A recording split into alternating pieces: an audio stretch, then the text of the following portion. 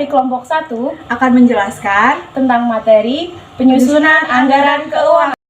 Pertama-tama, perkenalkan, nama saya Mutiara Dita Febrianka, nomor induk mahasiswa 200300183, Prodi D3 Akuntansi. Perkenalkan, nama saya Nanda Ziri Fitriani dengan NIM 2000300 dari Prodi D3 Akuntansi. Penyusunan anggaran. Penyusunan anggaran dilakukan setelah penyusunan program.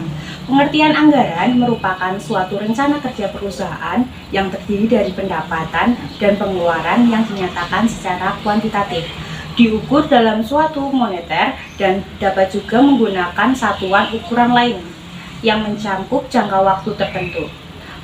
Besarnya jangka waktu 1 tahun. Karakteristik anggaran. Yang pertama, anggaran dapat dinyatakan dalam waktu satuan keuangan atau satuan selain keuangan. 2. Anggaran menyangkut masa atau jangka waktu dalam 1 tahun. 3. Anggaran merupakan komitmen para manajer untuk mencapai target yang telah ditetapkan. 4.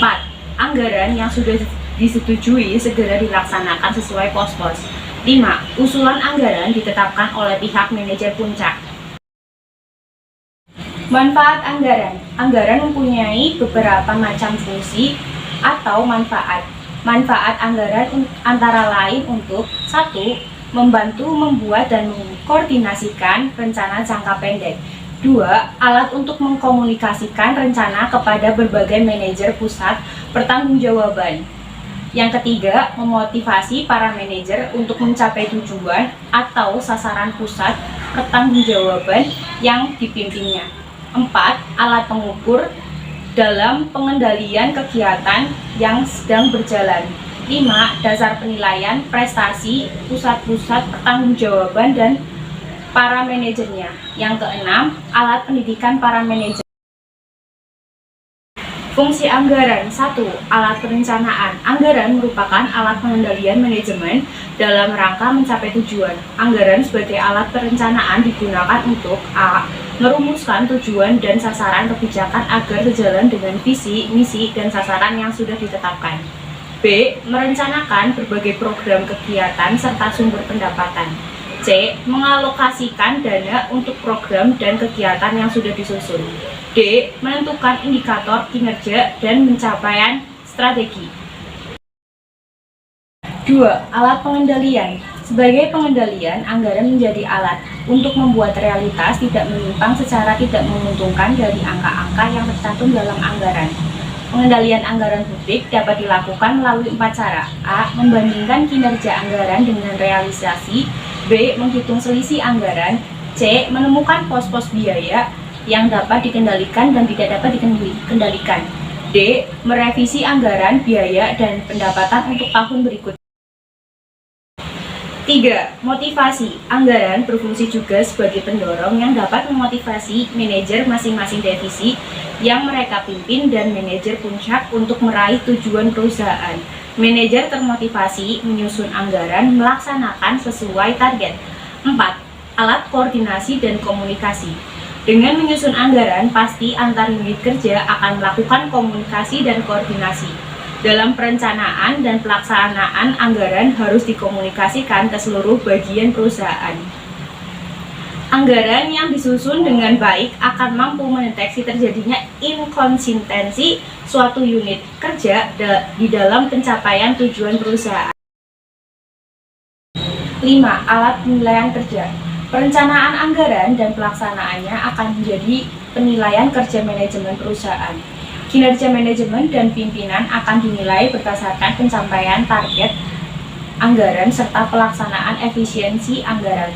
Fungsi ini menggunakan anggaran sebagai penilai atau benchmark kinerja manajer sesungguhnya. Tujuan anggaran. Yang pertama, sebagai program manajer untuk membuat rencana kerja. Yang kedua, sebagai alat untuk mengukur atau mengevaluasi kinerja. Yang ketiga, sebagai alat untuk meningkatkan komunikasi dan koordinasi antar manajer. Yang keempat, sebagai alat untuk membantu pengambilan keputusan.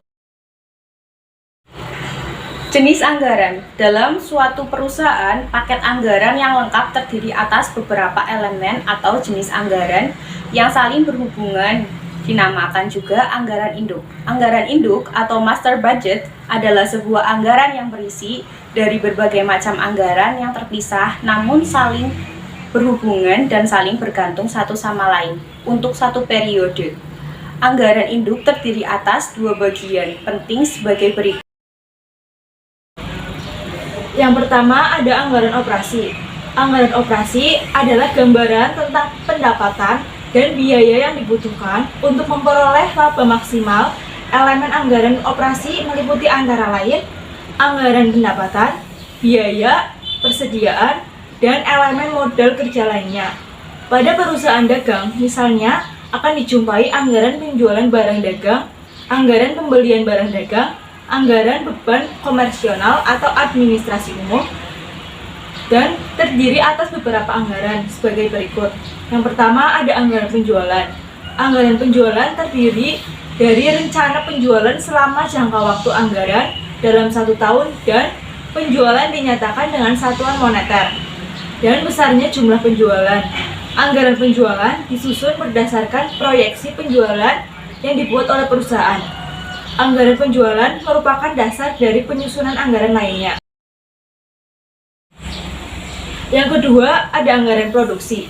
Anggaran produksi terdiri dari rencana beberapa saja produk yang akan diproduksi selama periode anggaran untuk meliputi anggaran volume penjualan.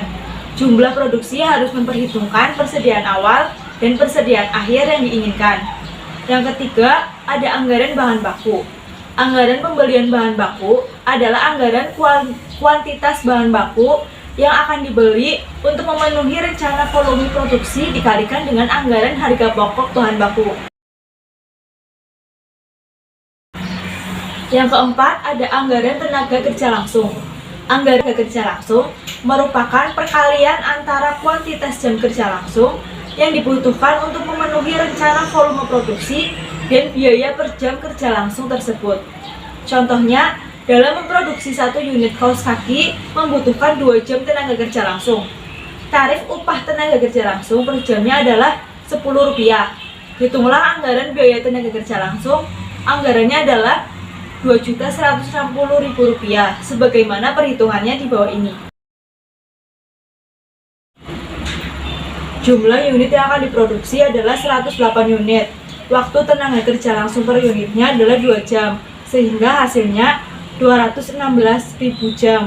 Dikalikan dengan tarif upah tenaga kerja langsung per unitnya adalah Rp10, sehingga hasilnya 2.160.000 untuk anggaran biaya tenaga kerja langsung. Yang kelima, ada anggaran overhead pabrik.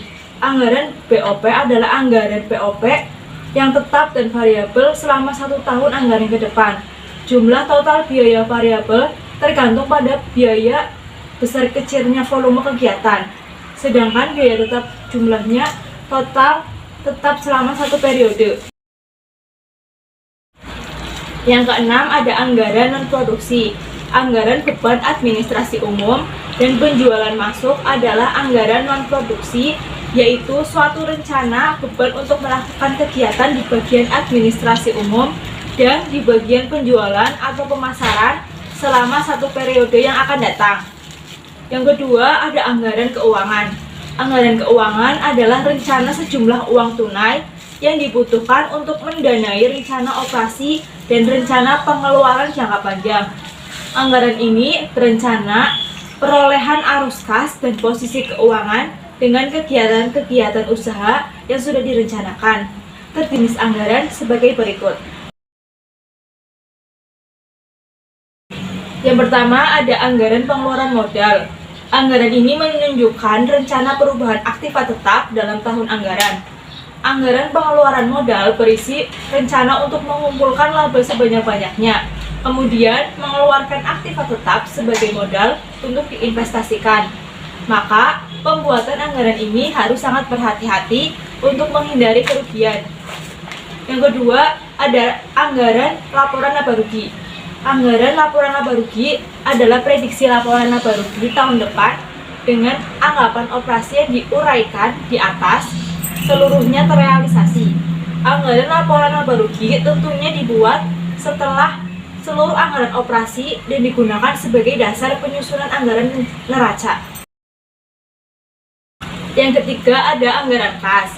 Anggaran kas berisi rencana sumber dan penggunaan kas selama periode anggaran.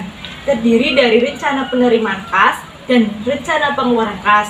Ada dua macam anggaran yang diperlukan perusahaan, yaitu anggaran jangka pendek dan anggaran jangka panjang.